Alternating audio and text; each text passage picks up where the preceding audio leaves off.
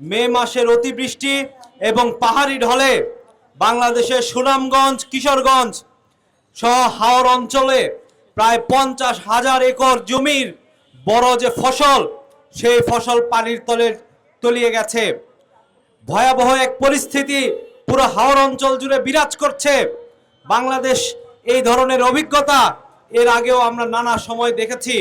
আজকের এই সমাবেশের যে সভাপতি, তার সাথে 2019 সালে ঠিক এইরকম একটা পরিস্থিতি হাওরে তৈরি হয়েছিল।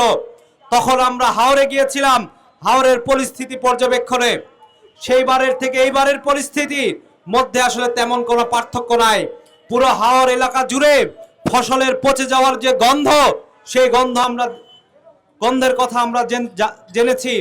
ইতিমধ্যেই এই অঞ্চলের কৃষকরা তাদের সারা বছরের আয়, আপনারা সকলেই জানেন, আমাদের যে সকল কৃষক যারা ফসল ফলান তাদের সারা বছরের আয় আসলে তাদের এই ধান বেচা টাকা থেকেই তারা তাদের পুরো পরিবারের সংস্থান করেন।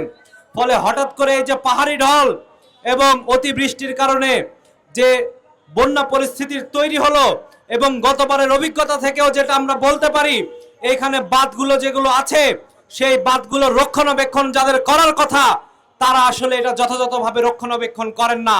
যদি রক্ষণাবেক্ষণ করা হতো তাহলে আজকে এইখানে হাওর অঞ্চলে এইভাবে বন্যা পরিস্থিতির তৈরি হতো না। ফলে আমরা আশা করি, সরকারের কাছে দাবি করি যে অবিলম্বে যারা এই সকল হাওর অঞ্চলে বাঁধগুলোর দায়িত্বে রয়েছেন তাদের বিরুদ্ধে তদন্ত হতে হবে, তাদের বিরুদ্ধে বিচারের বন্দোবস্ত করতে হবে। একই সাথে বাংলাদেশের কৃষকরা ইতিমধ্যে আপনারা শুনেছেন, ফসল নষ্ট হওয়ার কথা শুনে কিশোরগঞ্জের একজন কৃষক স্ট্রোক করে মারা গিয়েছেন। এরকম শত শত কৃষক পরিবার, হাজার হাজার কৃষক পরিবার আজকে নিঃস্ব হওয়ার দিকে যাচ্ছেন।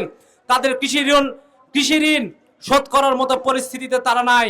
ফলে আমরা অবিলম্বে দাবি জানাই, অন্তত 6 মাস বাংলাদেশে কৃষকদের, বিশেষত হাওর অঞ্চলে কৃষকদের যে কৃষি ঋণ, সেটার কিস্তি নেওয়া বন্ধ রাখতে হবে।